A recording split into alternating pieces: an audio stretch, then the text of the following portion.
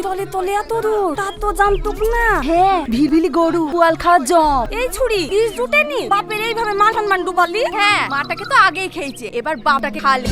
আর তুমি আবার কেমন ছেলে? বাপ গ্রামে মরলি করে বেড়ায়, আর গরিমারের মেয়েকে নিয়ে ছেলতে তোমার লজ্জা করেনি? আজ দেখছি বড়লে শালির কি বিচার করে। চাচা চুপ করো, ওই তো মরল আসছে। মল আসলে তো কি হবে? ওর ছেলে ন্যায্য বিচার করবে নাকি? হ্যাঁ, আমি ন্যায় বিচারই করবো। তোমরা সবাই চুপ করো। টনি, তোকে আমি এই শিক্ষা দিয়েছিলাম, গ্রামে আমার একটা মান সম্মান আছে, সব ধুলিস্যাৎ করে দিলি। আজ তো কেমন ছেলে বলে পরিচয় দেখ না হচ্ছে। অন্তত আমাকে বিশ্বাস করো, আমি সালমা ঘোষ শাকিলের সঙ্গে দেখা করার জন্য গিয়েছিলাম। খবরদার, আমার ছেলের নামে কোনো মিথ্যা কথা বলবি না। এই শাকিল, তোকেও কি বলছে রে? না আব্বা, আমি তো কালকে ঘর থেকে বেরাইনি। সবাই শুনলেন তো কি বললো? আমার ছেলে যদি এরকম কাজ করতো না, গলা টিপে মেরে দিতাম। মোড়ল সাহেব, আমার ছেলে নামে মিথ্যা বদনাম দিয়ে নিজে বাঁচার চেষ্টা করছে, নিয়ে ন্যায্য বিচারটা করুন। হ্যাঁ, ন্যায্য বিচারই করবো। এই মৌলানা সাহেবকে এক্ষুনি ডেকে নিয়ে আয়, ওদের এক্ষুনি বিয়ে দিয়ে দিবো। না আব্বা, আমার কথাটা তো শোনো। আমার দ্বারা আমাকে আব্বা বলে ডাকবি না। আমি জানবো আমার ছেলে মারা গিয়েছে, তোর সঙ্গে আমার কোনো সম্পর্ক নেই।